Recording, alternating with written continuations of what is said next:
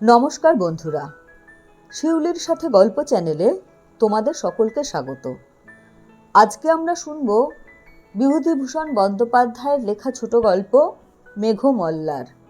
গল্পটা শুরু করার আগে তোমাদের বলি, যদি গল্পটা শুনে তোমাদের ভালো লাগে অবশ্যই একটা লাইক দিয়ে যেও, আর যদি চ্যানেলটা এখনও সাবস্ক্রাইব করা না হয়ে থাকে অবশ্যই সাবস্ক্রাইব করে দিও। শুরু করছি বিভূতিভূষণ বন্দ্যোপাধ্যায়ের লেখা ছোট গল্প মেঘমল্লার। দশপারমিতার মন্দিরে সেদিন যখন সাপুড়ের খেলা দেখবার জন্য অনেক মেয়ে পুরুষ মন্দির প্রাঙ্গণে একত্র হয়েছিল, তারই মধ্যে প্রদ্যুম্ন প্রথমে লোকটিকে দেখে। সেদিন ছিল জ্যৈষ্ঠ মাসের সংক্রান্তি। চারিপাশের গ্রাম থেকে মেয়েরা এসেছিল দশপারমিতার পুজো দিতে।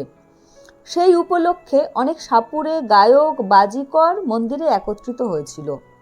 অনেক মালাকার নানা রকমের সুন্দর সুন্দর ফুলের গহনা করে মেয়েদের কাছে বেচবার জন্য এনেছিল। একজন শ্রেষ্ঠী মগধ থেকে দামি রেশমি শাড়ি এনেছিল বেচবার জন্য। তারই দোকানে ছিল সেদিন মেয়েদের খুব ভিড়। প্রদ্যুম্ন শুনেছিল জ্যৈষ্ঠ সংক্রান্তির উৎসব উপলক্ষে পারমিতার মন্দিরে একজন বিখ্যাত গায়ক ও বীণ বাজিয়ে আসবেন। সে মন্দিরে গিয়েছিল তারই সন্ধানে। সমস্ত দিন ধরে খুঁজেও কিন্তু প্রদ্যুম্ন তাকে ভিড়ের মধ্যে থেকে বার করতে পারেনি। সন্ধ্যার কিছু পূর্বে মন্দিরের উঠোনে একজন সাপুড়ে অদ্ভুত অদ্ভুত সাপের খেলা দেখাতে আরম্ভ করলে, আর তারই চারিধারে অনেকগুলি কৌতুকপ্রিয়া মেয়ে জমে গেল। ক্রমে সেখানেই খুব ভিড় হয়ে উঠল। প্রদ্যুম্নও সেখানে দাঁড়িয়ে গেল বটে, কিন্তু তার মন সাপ খেলার দিকে আদৌ ছিল না। সে ভিড়ের মধ্যে প্রত্যেক পুরুষ মানুষকে মনোযোগের সঙ্গে লক্ষ্য করছিল, যদি চেহারায় ও হাবভাবে বীণ বাজিয়ে ধরা পড়েন। অনেকক্ষণ ধরে দেখবার পর তার চোখে পড়ল একজন প্রৌঢ় ভিড়ের মধ্যে তার দিকেই চেয়ে দাঁড়িয়ে আছেন। তার পরনে অতি মলিন ও জীর্ণ পরিচ্ছদ। কি জানি কেন প্রদ্যুম্নের মনে হলো এই সেই গায়ক। প্রদ্যুম্ন লোক ঠেলে তার কাছে যাবার উদ্যোগ করতে তিনি হাত উঁচু করে প্রদ্যুম্নকে ভিড়ের বাইরে যেতে ইঙ্গিত করলেন। প্রদ্যুম্ন একটু আশ্চর্য হলো, তার মনের কথা উনি জানলেন কি করে? প্রদ্যুম্ন সসম্ভ্রমে জানালে, হ্যাঁ, সে তাকেই খুঁজছিল বটে। প্রৌঢ় বললেন, তুমি আমার অপরিচিত নও। তোমার পিতার সঙ্গে একসময় আমার যথেষ্ট বন্ধুত্ব ছিল। আমি কাশী গেলেই তোমার পিতার সঙ্গে দেখা না করে আসতাম না। তোমাকে ছেলেবেলায় দেখেছি, তোমার বয়স তখন খুব কম। আপনি এখানে এসে কোথায় আছেন? নদীর ধারে একটা ভাঙা মন্দির আছে, জানো? হ্যাঁ, জানি। ওখানে একজন সন্ন্যাসী পূর্বে থাকতেন না? তিনি এখনও ওখানেই আছেন। তুমি যে কোনো একদিন গিয়ে ওখানে আমার সঙ্গে দেখা করো। তুমি এখানে কোথায় থাকো? এখানকার বিহারে পড়ি, 3 বছর আছি। আপনি মন্দিরে কতদিন থাকবেন? সে তোমাকে বলবো, তুমি এরই মধ্যে একদিন যেও।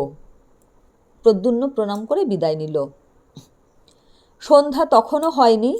মন্দিরটা যে ছোট পাহাড়ের উপরে ছিল, তারই দুপাশের ঢালু রাস্তা বেয়ে মেয়েরা উৎসব থেকে বাড়ি ফিরছিল। প্রদ্যুম্নর চোখ যেন কার সন্ধানে একবার মেয়েদের ভিড়ের মধ্যে ইতস্তত ধাবিত হলো, পরেই সে আবার তাদের পিছনে ফেলে দ্রুতপদে নামতে লাগলো। আচার্য শীলব্রত অত্যন্ত কড়া মেজাজের মানুষ। একেই তিনি প্রদ্যুম্নের মধ্যে অন্যান্য ছাত্রদের চেয়ে বেশি চঞ্চলতা ও কৌতুকপ্রিয়তা লক্ষ্য করে তাকে একটু বেশি শাসনের মধ্যে রাখতে চেষ্টা করেন। তার উপরে সে রাত করে বিহারে ফিরলে কি আর রক্ষা থাকবে? বাঁক ফিরতেই বাঁ পাশের পাহাড়ের আড়ালটা সরে গেল। সেদিকটা ছিল খোলা। প্রদ্যুম্ন দেখলে দূরে নদীর ধারে মন্দিরটার চূড়া দেখা যাচ্ছে। চূড়ার মাথার উপরকার ছায়াচ্ছন্ন আকাশ বেয়ে ঝাপসা ঝাপসা পাখির দল ডানা মেলে বাসায় ফিরছিল। আরও দূরে একখানা সাদা মেঘের প্রান্ত পশ্চিম দিকের পড়ন্ত রোদে সিঁদুরের মতো রাঙা হয়ে আসছিল। চারিধারে তা শীতোজ্জ্বল মেঘের কাঁচুলি হালকা করে টানা। হঠাৎ পিছন থেকে প্রদ্যুম্নের কাপড় ধরে কে ঈষৎ টানলে। প্রদ্যুম্ন পিছন ফিরে চাইতেই যে কাপড় ধরে টেনেছিল তার চোখে কৌতুকের বিদ্যুৎ খেলে গেল। সে কিশোরী। তার দোলনচাপা রঙের ছিপছিপে দেহটি বেড়ে নীল শাড়ি ঘুরিয়ে ঘুরিয়ে পরা, নতুন কেনা একছড়া ফুলের মালা তার খোঁপাটিতে জড়ানো। প্রদ্যুম্ন বিস্ময়ের সুরে বলে উঠল, কখন তুমি এসেছিলে সুনন্দা? আমি তোমাকে এত খুঁজলাম, কই দেখতে পেলাম না তো। প্রথমটা কিশোরীর মুখ লজ্জায় লাল হয়ে উঠল, তারপরে সে একটু অভিমানের সুরে বলল, আমাকেই খুঁজতে যেন এখানে এসেছিলে, আর কি। যত রাজ্যে সাপুড়ে আর বাজিকরদের মুখের দিকে চেয়ে চেয়ে ঘুরছিলে, সে আর আমি দেখিনি। সত্যি বলছি সুনন্দা, তোমাকে খুঁজেছি, নামবার সময় খুঁজেছি, এর আগেও খুঁজেছি। তুমি কাদের সঙ্গে এলে? এমন সময় দেখা গেল একদল মেয়ে পাহাড়ের ওপর থেকে সেই পথে নেমে আসছে। সুনন্দার সেদিকে চোখ পড়তেই সে তখনই হঠাৎ প্রদ্যুম্নকে পিছনে ফেলে দ্রুতপদে নামতে লাগলো। পিছনেই একদল অপরিচিতা মেয়ে। এ অবস্থায় আর সুনন্দার অনুসরণ করা সঙ্গত হবে না ভেবে সে প্রথমটা খানিকক্ষণ চুপ করে দাঁড়িয়ে রইল। তারপর হতাশ মেশানো ক্রোধে ঘাড় উঁচু করে সে সদর্পে লাফিয়ে লাফিয়ে পথ চলতে লাগলো। সন্ধ্যার ঈষৎ অন্ধকার কখন মিলিয়ে গিয়েছে। অন্ধকারটাই তরল থেকে তরলতর হতে হতে হঠাৎ কখন জ্যোৎস্নায় পরিণত হয়েছে। অন্যমনস্ক প্রদ্যুম্ন তা মোটেও লক্ষ্য করেনি। যখন তার চমক ভাঙল, তখন পূর্ণিমার শুভ্রোজ্জ্বল জ্যোৎস্না পথ ঘাট ধুইয়ে দিচ্ছিল। দূর মাঠের গাছপালা জ্যোৎস্নায় ঝাপসা দেখাচ্ছিল।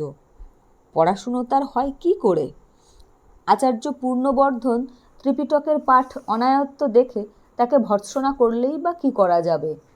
এরকম রাত্রে যে যুগে যুগের বিরহীদের মনোবেদনা তা প্রাণের মধ্যে জমে ওঠে, তার অবাধ্য মন যে এইসব পরিপূর্ণ জ্যোৎস্না রাতে মহাকর্ঠী বিহারের পাষাণ অলিন্দে মানুষ সুন্দরীদের পিছনে পিছনে ঘুরে বেড়ায়, এর জন্য সেই কি দায়ী? 10 পারমিতার মন্দিরে সন্ধ্যারতির ঘণ্টার ধ্বনি তখনও মিলিয়ে যায়নি। দূরে নদীর বাঁকের ভাঙা মন্দিরে ক্ষীণ আলো জ্বলে উঠল। উৎসব প্রত্যাগত নরনারীর দল জ্যোৎস্নাভরা মাঠের মধ্যে ক্রমে বহু দূরে অদৃশ্য হয়ে গেল। প্রদ্যুম্নের গতি আরও দ্রুত হলো। পথের পাশে একটা গাছ। গাছের নিকট যেতে প্রদ্যুম্নের মনে হলো গাছের আড়ালে কেউ যেন দাঁড়িয়ে আছে। আর একটু এগিয়ে গাছের পাশে যেতেই তার অত্যন্ত পরিচিত কণ্ঠের হালকা মিষ্টি হাসির ঢেউয়ে সে থমকে দাঁড়িয়ে গেল। দেখলে গাছতলায় সুনন্দা দাঁড়িয়ে, আর গাছের পাতার ফাঁক দিয়ে চিকচিকে জ্যোৎস্নার আলো পড়ে তার সর্বাঙ্গে আলো আঁধারের জাল বুনছে। প্রদ্যুম্ন চাইতেই সুনন্দা ঘাড় দুলিয়ে বলে উঠল, আর একটু হলেই বেশ হতো, গাছের তলা দিয়ে চলে যেতে, অথচ আমায় দেখতে পেতে না। সুনন্দাকে দেখে প্রদ্যুম্ন মনে মনে ভারী খুশি হলো। মুখে বলল, না, তাহার দেখব কেন, ভারী ব্যাপারটা হয়েছে গাছতলায় লুকিয়ে, আর না দেখতে পেলেই বা কি, আমি তোমার ওপর ভারী রাগ করেছি সুনন্দা, সত্যি বলছি। সুনন্দা বলল, দোষ করবেন নিজে, আবার রাগও করবেন নিজে। সেদিন কি কথা বলেছিলে মনে আছে? তা না, যত রাজ্যে সাপুড়ে আর বাজিকর, মা গো, ওদের কাছে যাও কি করে? এমন ময়লা কাপড় পরে, আমি ওদের ত্রিসীমানায় যাইনে। প্রদ্যুম্ন বলল, তুমি বড় মানুষের মেয়ে, তোমার কথাই আলাদা, কিন্তু কথাটা কি ছিল বলছিলে? সুনন্দা বলল, যাও, আর মিথ্যে ভানে দরকার নেই। কি কথা মনে করে দেখো, সেই সেদিন বললে না? প্রদ্যুম্ন একটুখানি ভেবে বলে উঠল, বুঝতে পেরেছি, সেই বাঁশি। সুনন্দা অভিমানের সুরে বলল, ভেবে দেখো বলেছিলে কি না? আমি দুপুরবেলা থেকে মন্দিরে এসে বসে আছি, একে তো এলেন বেলা করে, তার ওপর যাও। প্রদ্যুম্ন এবার হেসে উঠল, বললে, আচ্ছা সুনন্দা, যদি তুমি আমায় দেখতেই পেয়েছিলে তো আমায় ডাকলে না কেন? সুনন্দা বললে, আমি কি একা ছিলাম? দুপুরবেলায় আমি একা এসেছিলাম বটে, কিন্তু তখন তো আর তুমি আসোনি। তারপর আমাদের গায়ের মেয়েরা সব যে এলো, কি করে ডাকবো? প্রদ্যুম্ন বলল, আচ্ছা, ধরে নিলাম আমার দোষ হয়েছে, তবে তুমি যে বারবার সাপুড়ে আর বাজিকরদের কথা বলছো সুনন্দা, সাপুড়ে আর বাজিকরদের আমি খুঁজিনি। শুনেছিলাম অবন্তী থেকে একজন বড় বিন বাজিয়ে আসবেন। তুমি তো জানো আমার অনেক দিন থেকে বিন শেখবার বড় ইচ্ছে, তাই তার সন্ধানে ঘুরছিলাম। তার দেখাও পেয়েছি, তিনি এখানকার নদীর ধারের দেউলে থাকেন। ভালো কথা, তোমার বাবা কোথায়? সুনন্দা বলল, বাবা 3-4 দিন হলো কৌশাম্বী গিয়েছেন মহারাজের ডাকে। প্রদ্যুম্ন হঠাৎ খুব উচ্চস্বরে হেসে উঠল, বললে, ও হো তাই, নইলে আমি ভাবছি এত রাত পর্যন্ত সুনন্দা কি। সুনন্দা তাড়াতাড়ি প্রদ্যুম্নের মুখে নিজের হাত দুটি চাপা দিয়ে লজ্জিত মুখে বলল, চুপ চুপ, তোমার কি এতটুকু কাণ্ডজ্ঞান নেই? এখনই যে সব আরতি দেখে লোক ফিরবে। প্রদ্যুম্ন হাসি থামিয়ে বললে, এবার কিন্তু তোমার বাবা এলে বলে দেবো নিশ্চয়ই। সুনন্দা রাগের সুরে বলল, দিও বলে, এমনি আমি মন্দিরে আরতি পর্যন্ত থাকি, তিনি জানেন। প্রদ্যুম্ন সুনন্দার সুগঠিত পুষ্পপেলক দক্ষিণ বাহুটি নিজের হাতের মধ্যে বেষ্টন করে নিলে।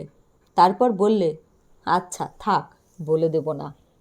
চলো সুনন্দা, তোমায় বাঁশি শোনাই।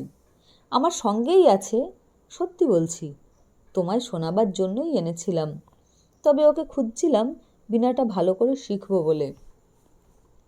নদীর ধারে এসে কিন্তু প্রদ্যুম্ন বড় নিরুৎসাহ হয়ে পড়ল।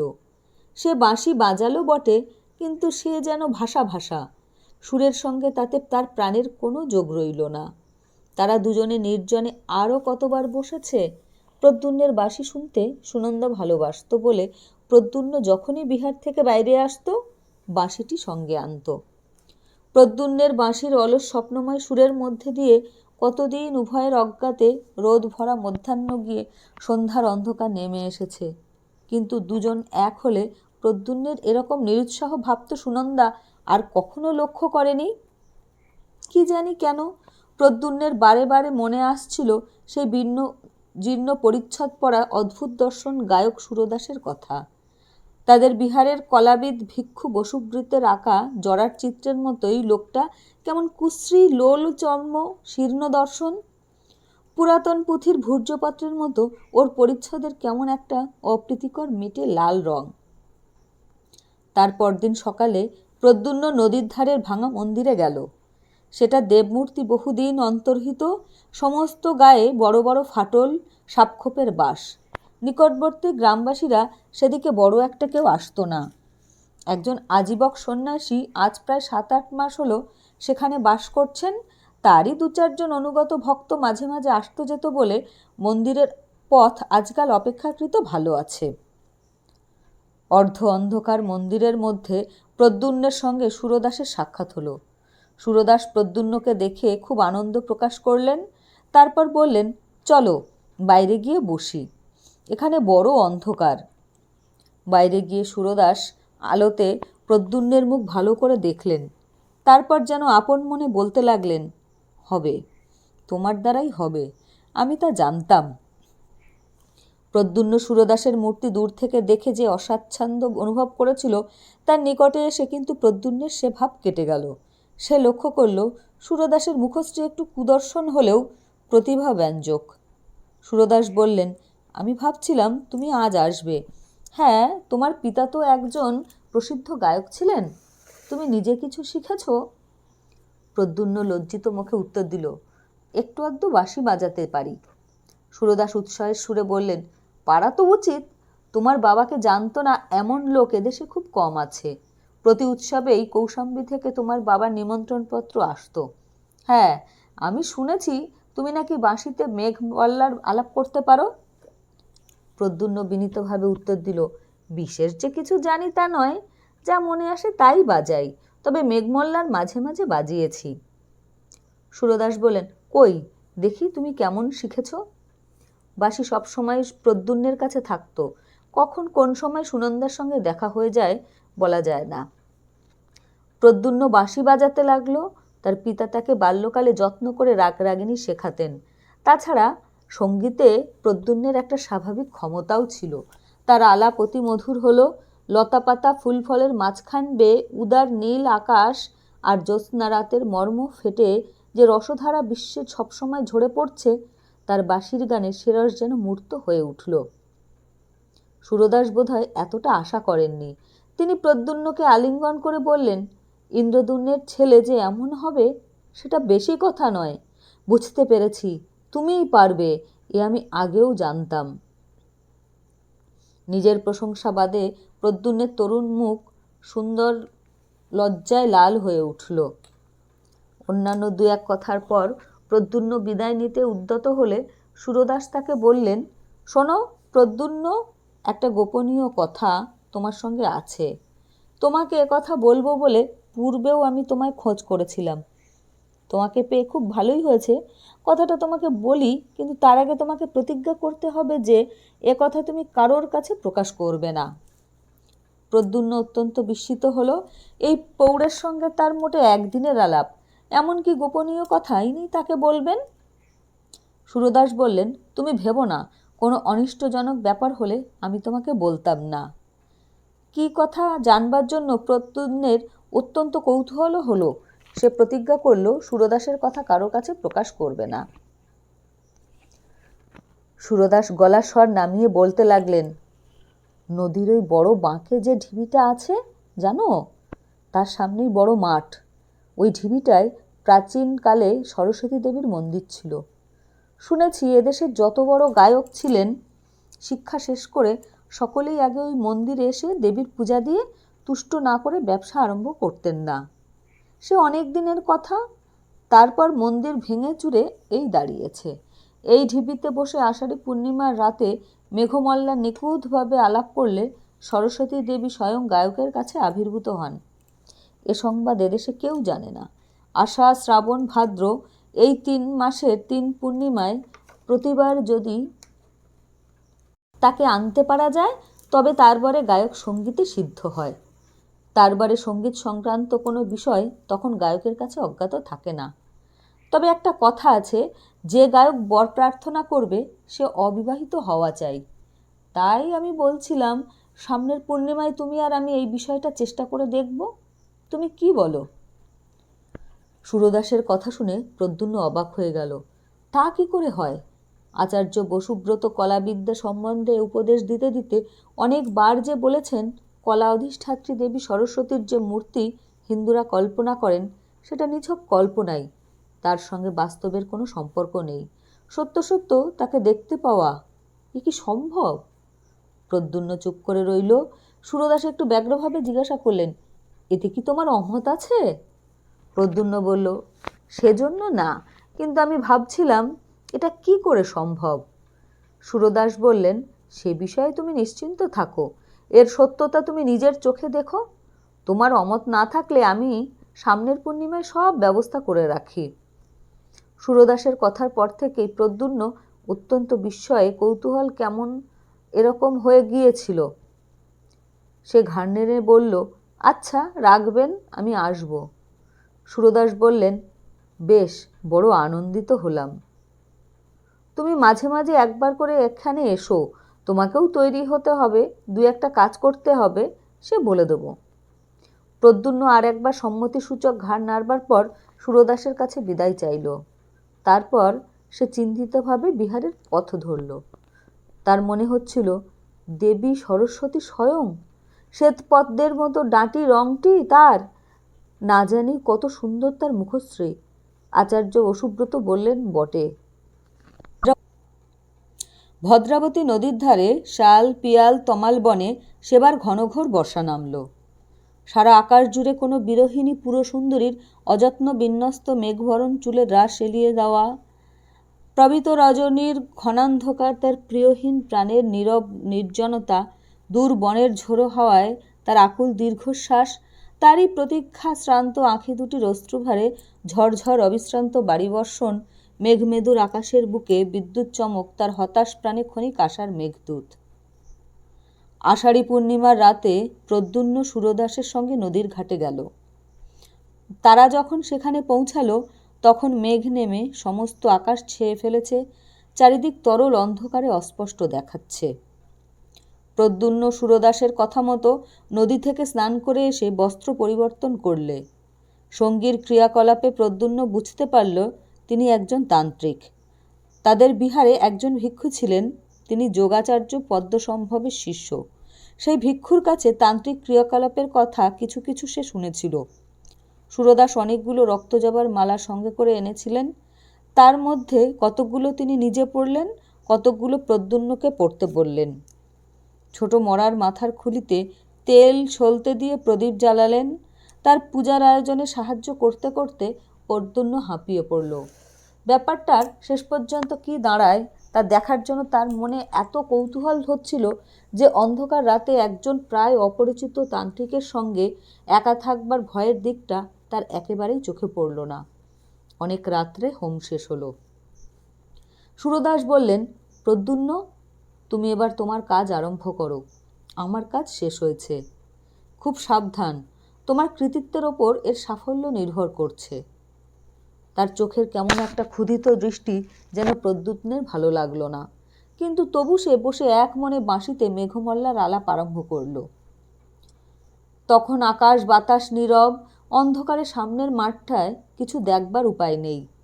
শালবনের ডালপালার বাতাস লেগে এরকম অস্পষ্ট শব্দ হচ্ছে। বড় মাঠের পারে শালবনের কাছে দিক চক্রবালের ধারে নৈশ প্রকৃতি পৃথিবীর বুকের অন্ধকার শস্পসজ্জায় তার অঞ্চল বিছিয়েছে। শুধু বিশ্রাম ছিল না ভদ্রাবতীর, সে কোন অনন্তের সঙ্গে নিজেকে মিশিয়ে দেবার আকুল আগ্রহে একটানা বয়ে চলেছে, মৃদু গুঞ্জনে আনন্দ সঙ্গীত গাইতে গাইতে, কুলে তাল দিতে দিতে। হঠাৎ সামনের মাঠটা থেকে সমস্ত অন্ধকার কেটে গিয়ে সারা মাঠটা তরল আলোকে প্লাবিত হয়ে গেল। প্রদ্যুম্ন সবিস্ময়ে দেখলে মাঠের মাঝখানে শত পূর্ণিমার জ্যোৎস্নার মতো অপরূপ আলোর মণ্ডলে কে এক জ্যোৎস্নাবরণী অনিন্দ সুন্দরী মহিমাময়ী তরুণী। তার নিবিড় কৃষ্ণ কেশরাজি অযত্ন বিন্যস্তভাবে তার অপূর্ব গ্রীবাদেশের পাশ দিয়ে ছড়িয়ে পড়েছে।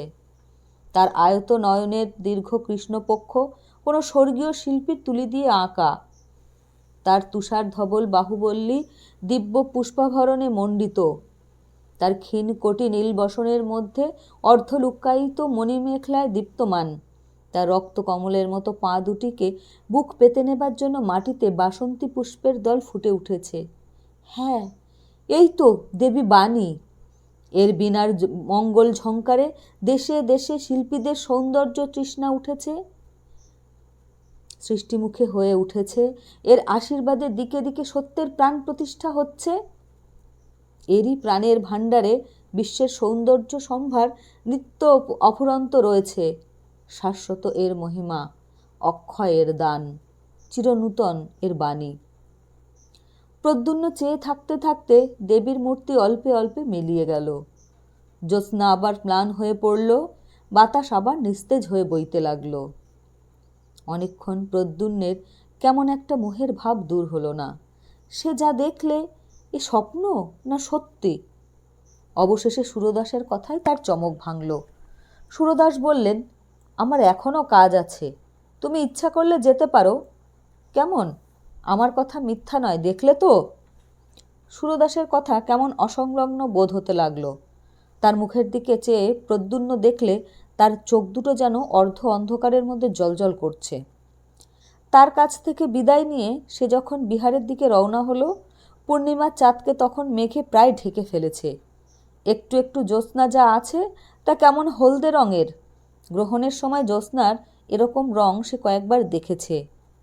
মাঠ খুব বড়, পার হতে অনেকটা সময় লাগলো। তারপর মাঠ ছাড়িয়ে বড় বনটা আরম্ভ হলো। খুব ঘন বন, শাল দেবদারু গাছের ডালপালা নিবিড় হয়ে জড়াজড়ি করে আছে। মধ্যে অন্ধকারও খুব, পাছে ভোর হয়ে যায় এই ভয়ে সে দ্রুতপদে যাচ্ছিল। যেতে যেতে তার চোখে পড়ল বনের মধ্যে এক স্থান দিয়ে যেন খানিকটা আলো বেরোচ্ছে। প্রথমে সে ভাবলে গাছের পাতার ফাঁক দিয়ে জ্যোৎস্না এসে পড়ে থাকবে, কিন্তু ভালো করে লক্ষ্য করে দেখে সে বুঝল যে আলো জ্যোৎস্নার আলোর মতো নয়, বরং কৌতূহল অত্যন্ত হওয়াতে পথ ছেড়ে সে বনের মধ্যে ঢুকে পড়ল। যে পিপল গাছের সারির ফাঁক দিয়ে আলো আসছিল, তার কাছে গিয়ে গুড়ির ফাঁক দিয়ে উঁকি মেরে প্রদ্যুম্ন অবাক হয়ে দাঁড়িয়ে রইল। এ কি?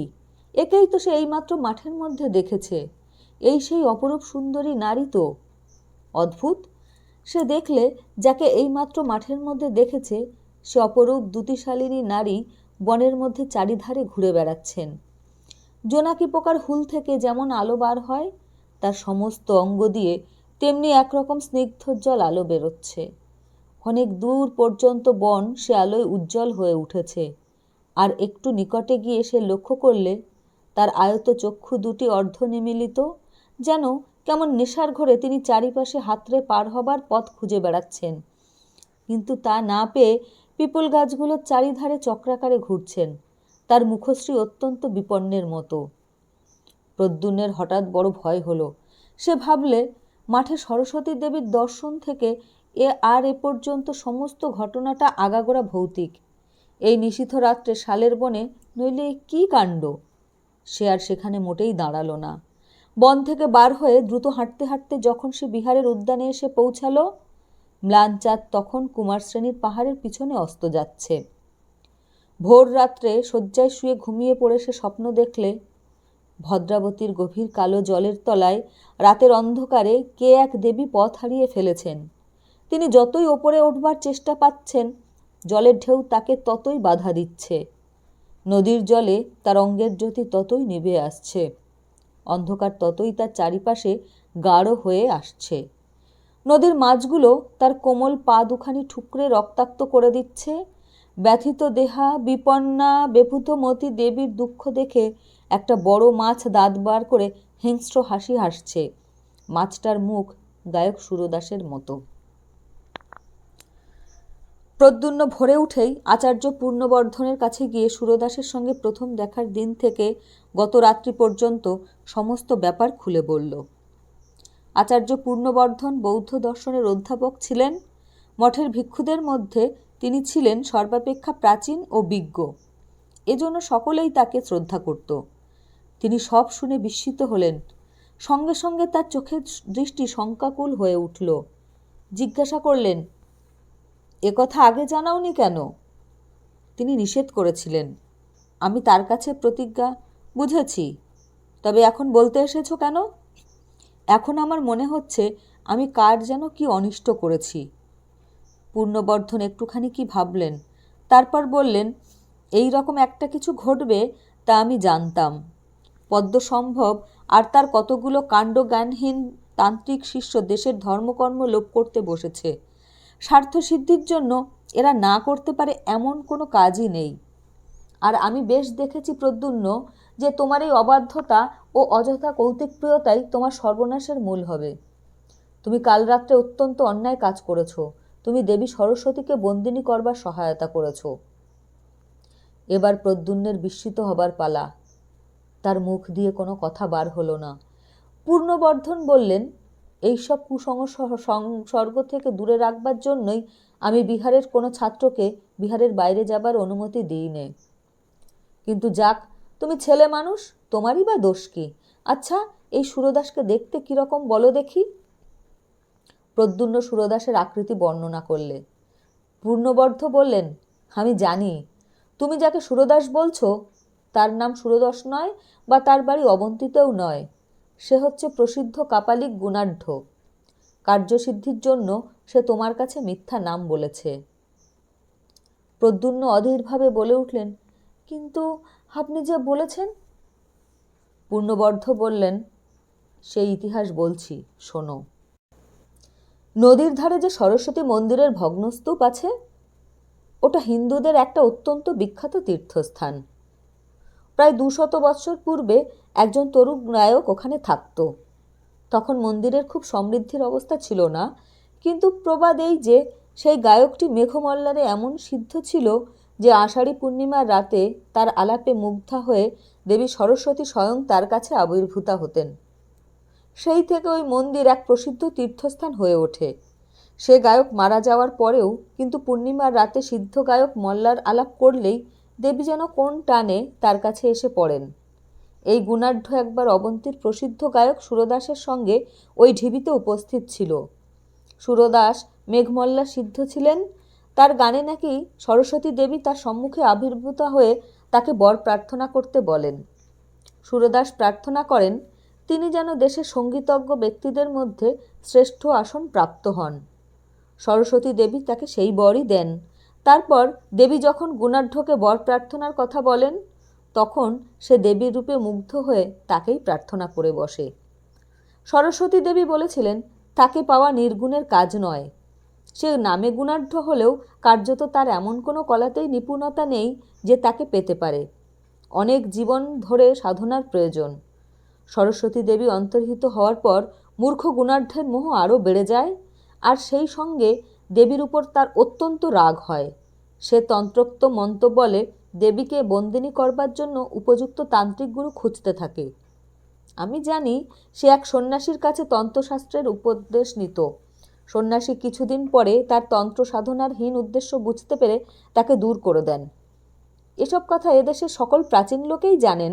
আমি অনেক দিন তার গুণাঢ্যের আর কোনো সংবাদ জানতাম না।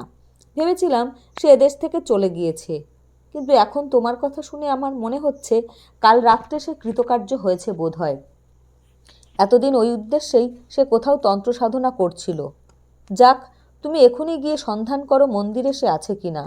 থাকে যদি আমায় সংবাদ দিও। প্রদ্যুম্ন সেখানে আর এক মুহূর্তও দাঁড়ালো না। সে ছুটে গিয়ে বিহারের উদ্যানে পড়ল। তখনও রোদ বেশ ফুটে উঠেছে। বিহারের পাঠার্থীদের সমবেত কণ্ঠের স্রোতগান তার কানে আসছিল। যে ধম্মা হেতুপ পবভা তে সং হেতুং তথাগত আহ তেষাঞ্চ য নিরোধা এবং বাদী মহাসামন। যেতে যেতে সে দেখলে উদ্যানের এই এক প্রান্তে একটা বড় আম গাছের ছায়ায় চিত্রকর ভিক্ষু বসুব্রত হরিণ চর্মের আসনে বসে বোধহয় কি আঁকছেন, কিন্তু তার মুখে অতৃপ্তি ও অসাফল্যের একটা চিহ্ন আঁকা। প্রদ্যুম্ন যা ভেবেছিল তাই ঘটল। মন্দিরে গিয়ে সে দেখলে সেখানে কেউ নেই। গুণাঢ্য তো নেই, সেই আজীবক সন্ন্যাসী পর্যন্ত নেই। দু একটা জবাগু পানের ঘট, আগুন জ্বালবার জন্য সংগৃহীত কিছু শুকনো কাঠ মন্দিরের মধ্যে এদিক ওদিক ছড়ানো পড়ে আছে। সেই দিন গভীর রাত্রে প্রদ্যুম্ন কাউকে কিছু না বলে চুপি চুপি বিহার পরিত্যাগ করল। তারপর 1 বৎসর কেটে গিয়েছে। বিহার পরিত্যাগ করবার পর প্রদ্যুম্ন একবার কেবল সুনন্দার সঙ্গে সাক্ষাৎ করে বলেছিল সে বিশেষ কোনো কাজে বিদেশে যাচ্ছে, শীঘ্রই ফিরে আসবে। এই 1 বৎসর সে যেন কাঞ্চি, উত্তর কোশল ও মগধের সমস্থান খুঁজেছে, কোথাও গুণাঢ্যের সন্ধান পায়নি। তবে বেড়াতে বেড়াতে কতকগুলি কৌতূহলজনক কথা তার কানে গিয়েছে। মগধের প্রসিদ্ধ ভাস্কর মিহিরগুপ্ত রাজার আদেশ মতো ভগবান তথাগতের মূর্তি তৈরি করতে আদিষ্ট হয়েছিলেন। 1 বৎসর পরিশ্রম করে তিনি যে মূর্তি গড়ে তুলেছেন তার মুখশ্রী এমন রূঢ় ও ভাববিহীন হয়েছে যে তা বুদ্ধের মূর্তি কি মগধের দস্যু দমনকের মূর্তি তা সেদেশের লোক ঠিক বুঝতে পারছে না। তক্ষশিলার বিখ্যাত দার্শনিক পণ্ডিত যমুনাচার্য মীমাংসা দর্শনের ভাষ্য প্রণয়ন করতে নিযুক্ত ছিলেন। হঠাৎ তার নাকি এমন দুর্দশা ঘটেছে যে তিনি আর সূত্রের অর্থ করে উঠতে না পেরে আবার বৈদিক ব্যাকরণের সুবন্ত প্রকরণ থেকে পড়তে আরম্ভ করেছেন। মহাকট্ঠী বিহারের চিত্রবিদ্যা ভিক্ষুক বসুব্রত বুদ্ধ ও সুজাতা নামক তার চিত্রখানা বৎসরাবধি চেষ্টা করেও মনের মতো করে এঁকে উঠতে না পেরে বিরক্ত হয়ে এদিক একেবারে ছেড়ে দিয়ে সম্প্রতি নাকি শাকুন শাস্ত্রের চর্চায় অত্যন্ত উৎসাহ দেখাচ্ছেন। একদিন প্রদ্যুম্ন সন্ধান পেল উরুবিল্ব গ্রামের কাছে একটা নির্জন স্থানে একজন গো চিকিৎসক এসে বাস করছেন। তার চেহারা বর্ণনার সঙ্গে সুরদাসের আকৃতির অনেকটা মিল হলো। তখনই সে গ্রামে গিয়ে অনেককে জিজ্ঞাসা করল, কিন্তু গো চিকিৎসকের সন্ধান কেউ দিতে পারল না। সেদিন ঘুরতে ঘুরতে অবসন্ন অবস্থায় উরুবিল্ব গ্রামের প্রান্তরে একটা বড় বটগাছের ছায়ায় সে বসেছে। সন্ধ্যা তখনও নামেনি। ঝিরঝিরে বাতাসে গাছে পাতাগুলো নাচছে। পাশে মাঠে পাকা শস্যের বীজগুলো সোনার মতো চিকমিক করছে। একটু দূরে একটা ডোবার মতো জলাশয়ে বিস্তর কুমুদ ফুল ফুটে আছে। অনেক বন্যহংস তার জলে খেলা করছে। সামনে একটু দূরে একটা ছোট পাহাড়, পাহাড়ের গায়ে একটা ঝর্ণা। পাহাড়ের নিচে এক জায়গায় ঝর্ণার জল খানিকটা আটকে গিয়ে ওই ডোবার মতো জলাশয়টা তৈরি করেছে। প্রদ্যুম্নের হঠাৎ চোখে পড়ল পাহাড়ের গা বেয়ে ধাপে ধাপে ঘটকক্ষে স্ত্রীলোক নেমে আসছে। দেখে তার মনে কেমন সন্দেহ হওয়াতে সে এগিয়ে গেল। ডোবার একদিকের উঁচু পাড়ে গিয়ে দেখেই তার মাথাটা যেন ঘুরে উঠল। এই তো তিনি, ভদ্রাবতীর তীরে শালবনে ইনিই তো পথ হারিয়ে ঘুরছিলেন। মাঠের মধ্যে জ্যোৎস্না রাতে একেই তো সে দেখেছিল। তবে তার অঙ্গের সে জ্যোতির এক কণাও আর নেই। পরনে অতি মলিন এক বস্ত্র, কিন্তু সেই চোখ, সেই সুন্দর গঠন। দাঁড়িয়ে দাঁড়িয়ে দেখে তার আর কোনো সন্দেহ রইল না যে এই তিনি। তার মনের মধ্যে গোলমাল বেঁধে গেল। সে উত্তেজনায় মাথায় বিহার ছেড়ে সুরদাসের খোঁজ করে বেড়াচ্ছিল বটে, কিন্তু দেখা পেলে কি করবে তা সে ভাবেনি। কাজেই সে একরকম লুকিয়েই সেখান থেকে চলে এলো। রোজ রোজ সন্ধ্যায় প্রদ্যুম্ন এসে বটগাছটার তলায় বসে। রোজ সন্ধ্যার আগে দেবী পাহাড়ের গায়ের পথ বেয়ে নেমে আসেন, আবার সন্ধ্যার সময় ঘটকক্ষে ধাপে ধাপে উঠে চলে যান। সে রোজ বসে দেখে। এই রকম কিছুদিন কেটে গেল। একদিন প্রদ্যুম্ন মাঠের গাছতলায় চুপ করে বসে আছে। সেই সময় দেবী জলাশয়ে নামলেন। সেও কি ভেবে ডোবার একদিকের পাহাড়ের দিকে গিয়ে দাঁড়ালো। দেখলেও দেবী ঘট নামিয়ে রেখে কুমুদ ফুল সংগ্রহে বড় ব্যস্ত। এটা একটা বড় ফুল জলাশয়ের ওপরের দিকে এগিয়ে বেশি জলে ফুটেছিল। তিনি যেটা সংগ্রহের জন্য খানিকটা বৃথা চেষ্টা করবার পর চোখ তুলে অপর প্রাণে প্রদ্যুম্নকে দেখতে পেয়ে হঠাৎ একটু অপ্রতিভের হাসি হাসলেন। তারপর হাসি মুখে তার দিকে চেয়ে বললেন, ফুলটা আমায় তুলে দেবে? দিই, যদি আপনি এক কাজ করেন। কি বলো? আমায় কিছু খেতে দেবেন? আমি সমস্ত দিন কিছু খাইনি। দেবীর মুখে ব্যথার চিহ্ন দেখা দিল। বললেন, আহা, তা এতক্ষণ বলনি কেন? এপারে এসো, থাকগে ফুল। প্রদ্যুম্ন জলে নেমে ফুলটা সংগ্রহ করে ওপারে গেল। দেবী বললেন, তুমি মাঠের মাঝের ওই বড় গাছটির তলায় রোজ বসে থাকো না? প্রদ্যুম্ন তার হাতে ফুলটা দিয়ে বলল, হ্যাঁ, আমিও দেখি আপনি সন্ধ্যার সময় রোজই জল নিতে আসেন। দেবী হাসি মুখে বললেন, ওই পাহাড়ের উপরই আমার ঘর। এসো তুমি আমার সঙ্গে, তোমায় খেতে দিই গে। হঠাৎ দেবী কেমন এক প্রকার বিহ্বল চোখে চারিদিকে চাইলেন। তারপর পাহাড়ের গায়ে কাঁটা ধাপ বেয়ে উঠতে লাগলেন। প্রদ্যুম্ন পিছনে পিছনে চলল। পাহাড়ের উপর উঠে গিয়ে একটু দূরে বুনো বাঁশঝাড়ের আড়ালে বেশ পরিষ্কার পরিচ্ছন্ন একটা ছোট্ট কুটির। দেবী বন্ধ দুয়ার খুলে ঘরের মধ্যে গিয়ে প্রদ্যুম্নকে বললেন, এসো। প্রদ্যুম্ন দেখলে কুটিরে কেউ নেই। জিজ্ঞাসা করলে, আপনি কি এখানে একা থাকেন? দেবী বললেন, না, এক সন্ন্যাসী আমায় এখানে সঙ্গে করে এনেছেন। তিনি কি করেন জানি নে, কিন্তু মাঝে মাঝে এখানে থেকে চলে যান, 5-6 দিন পরে আসেন। তুমি এখানে বসো।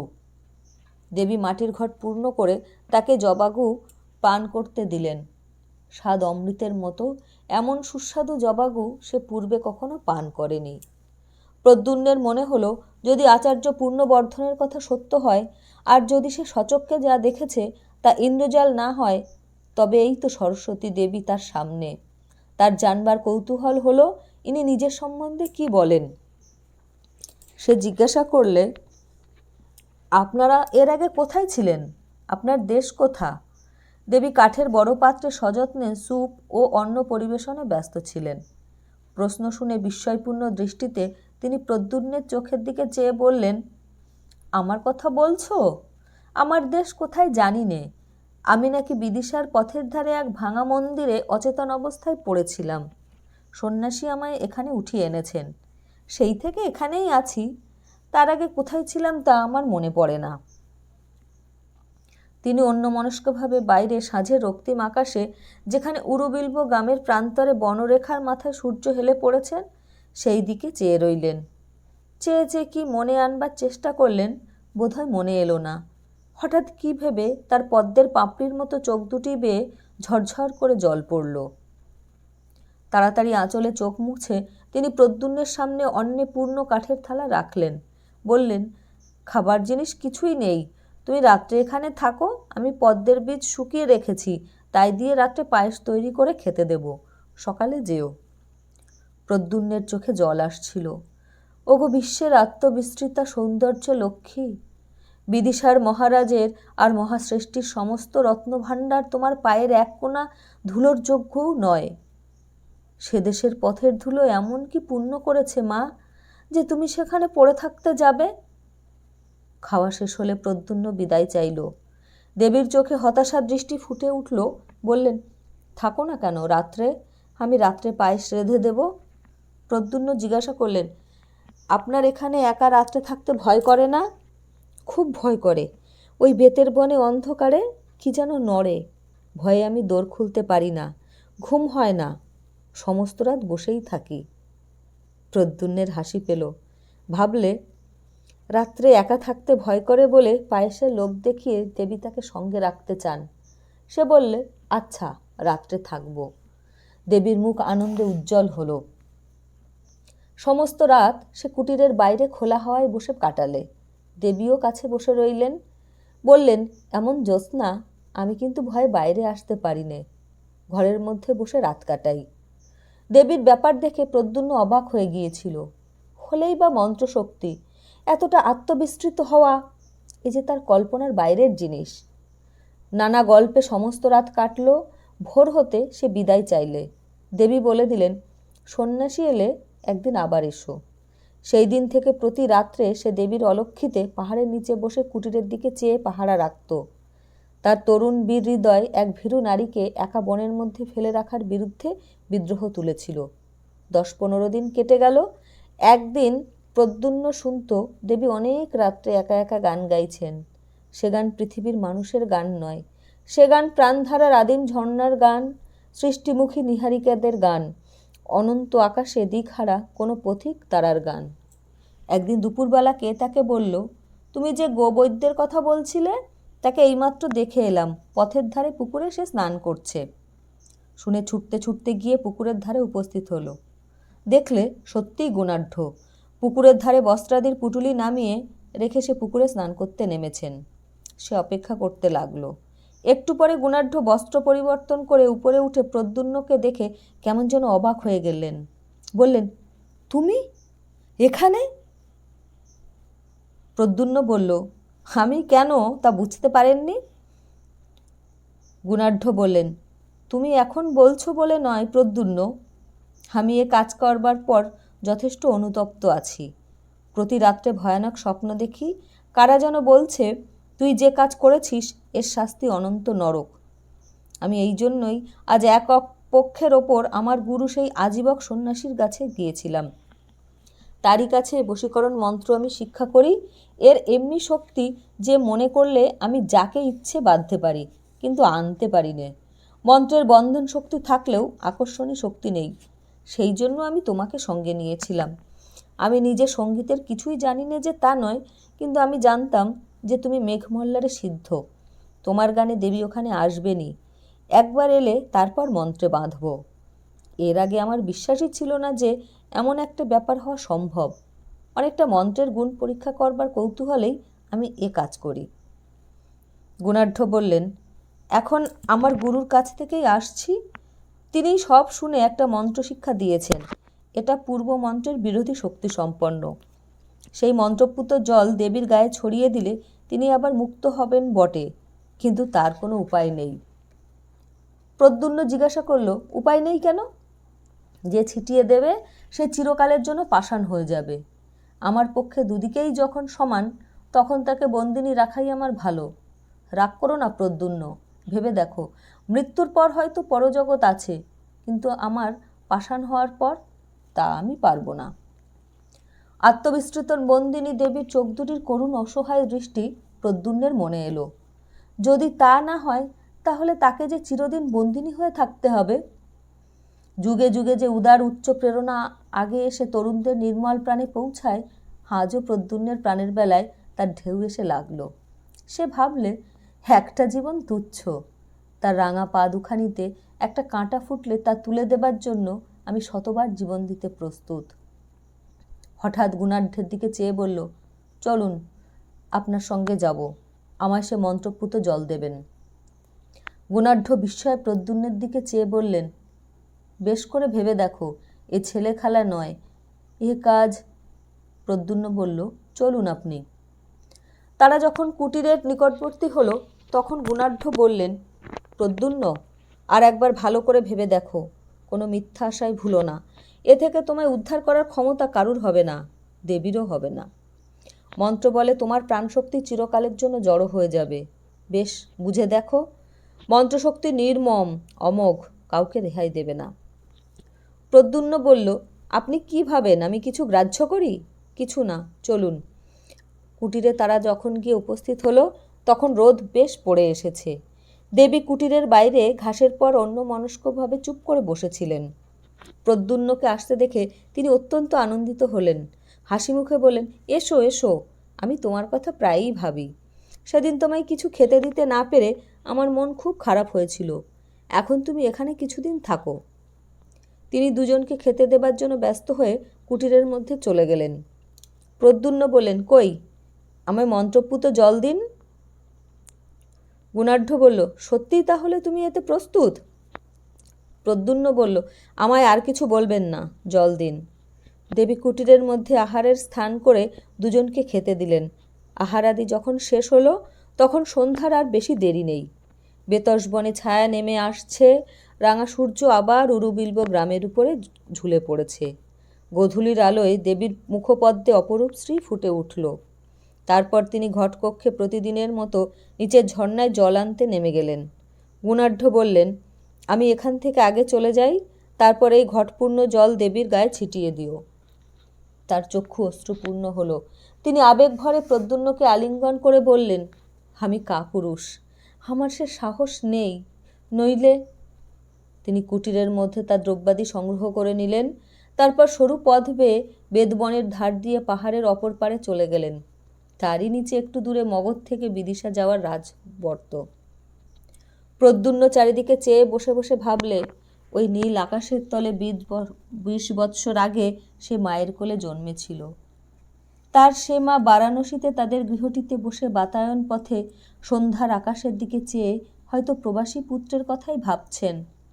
মায়ের মুখখানি একবারটি শেষবারের জন্য দেখতে তার প্রাণ আকুল হয়ে উঠল। ওই পূর্ব আকাশের নবমীর চাঁদ কেমন উজ্জ্বল হয়েছে। মগধ যাবার রাজপথে গাছের সারির মাথায় একটা তারা ফুটে উঠল। বেদবনের বেদ ডাঁটাগুলো তরল অন্ধকারে আর ভালো দেখা যায় না। প্রদ্যুম্নের চোখ হঠাৎ অশ্রুপূর্ণ হলো। সেই সময় সে দেখলে দেবী জল নিয়ে পাহাড়ের গা বেয়ে উঠে আসছেন। মন্ত্রপুত জলপূর্ণ ঘট সে মাটিতে নামিয়ে রেখেছিল। দেবীকে আসতে দেখে তা সে হাতে তুলে নিল।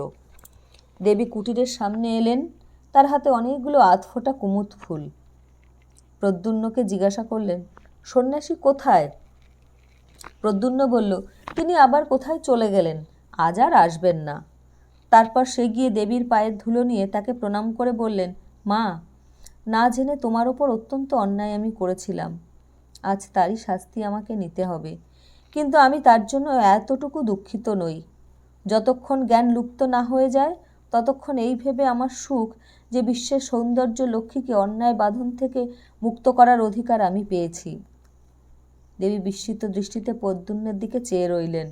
প্রদ্যুম্ন বললেন, শুনুন, আপনি বেশ করে মনে করুন দেখি, আপনি কোথা থেকে এসেছিলেন? দেবী বললেন, কেন, আমি তো বিদিশার পথের ধারে। প্রদ্যুম্ন এক অঞ্জলি জল তার সর্বাঙ্গে ছিটিয়ে দিলেন। সদ্য নির্দত্থিতার মতো দেবী যেন চমকে উঠল। প্রদ্যুম্ন দৃঢ় হস্তে আর এক অঞ্জলি জল দেবীর সর্বাঙ্গে ছড়িয়ে দিল। নিমেষের জন্য তার চোখের সামনে বাতাসে এক অপূর্ব সৌন্দর্যের স্নিগ্ধ প্রসন্ন হিল্লোল বয়ে গেল। তার সারা দেহমন আনন্দে শিউরে উঠল। সঙ্গে সঙ্গে তার মনে এলো বারাণসীতে তাদের গৃহে সন্ধ্যার আকাশে বদ্ধ আঁখি বাতায়ন পথবর্তিনী তার মা। কুমারসেনের বিহারে আচার্য শীলব্রতের কাছে একটি মেয়ে অল্প বয়সে দীক্ষা গ্রহণ করে। তার নাম সুনন্দা। সে হিরণ্যনগরের ধনবান শ্রেষ্ঠী সামন্ত দাসের মেয়ে। পিতামাতার অনেক অনুরোধ সত্ত্বেও মেয়েটি নাকি বিবাহ করতে সম্মত হয়নি। অত্যন্ত তরুণ বয়সে প্রবজ্জা গ্রহণ করায় সে বিহারের সকলের শ্রদ্ধার পাত্রী হয়ে উঠেছিল। কিন্তু সেখানে সে কারোর সঙ্গে তেমন মিশত না। সর্বদাই নিজের কাজে সময় কাটাতো আর সর্বদাই কেমন অন্যমনস্ক থাকত। জ্যোৎস্না রাতে বিহারের নির্জন পাষাণ অলিন্দে দাঁড়িয়ে দাঁড়িয়ে সে আপন মনে প্রায় কি ভাবত। মাঠের জ্যোৎস্না জাল কাটিয়ে অনেক রাতে কাউকে বিহারের দিকে আসতে দেখলে সে এক দৃষ্টিতে সেদিকে চেয়ে থাকত, যেন কতদিন আগে তার সে প্রিয় আবার আসবে বলে চলে গিয়েছিল। তারই আসবার দিন গুনে গুনে এ শ্রান্ত শান্ত ধীর পথ চাওয়া। প্রতি সকালে সে কার প্রতীক্ষায় উন্মুক্ত হয়ে রইত। সকাল কেটে গেলে ভাবত বিকালে আসবে, বিকাল কেটে গেলে ভাবত সন্ধ্যায় আসবে। দিনের পর দিন, মাসের পর মাস, এরকম কত সকাল সন্ধ্যা কেটে গেল, কেউ এলো না। তবু মেয়েটি ভাবত আসবে, কাল আসবে। পাতার শব্দে চমকে উঠে চেয়ে দেখত, এতদিনে বুঝি এলো। এক এক রাত্রে সে বড় অদ্ভুত স্বপ্ন দেখত। কোথাকার যেন কোন এক পাহাড়ের ঘন বেতের জঙ্গল আর বাঁশের বনের মধ্যে লুকানো এক অর্ধভগ্ন পাষাণ মূর্তি। নিঝুম রাতে সে পাহাড়ের বেতগাছ হাওয়ায় দুলছে, বাঁশবনে শিরশির শব্দ হচ্ছে, দীর্ঘ দীর্ঘ বেত ডাটার ছায়ায় পাষাণ মূর্তিটার মুখ ঢাকা পড়ে গেছে। সে অন্ধকার অর্ধরাত্রে জনহীন পাহাড়টার বাঁশগুলোর মধ্যে ঝোড়ো হাওয়া ঢুকে কেবল বাজছে মেঘমল্লার। ভোরে উঠে রাতের স্বপ্ন ভেবে আশ্চর্য হয়ে যেত। কোথায় পাহাড়, কোথায় বেদবন, কার ভাঙা মূর্তি, কিসের সব অর্থহীন দুঃস্বপ্ন? নমস্কার।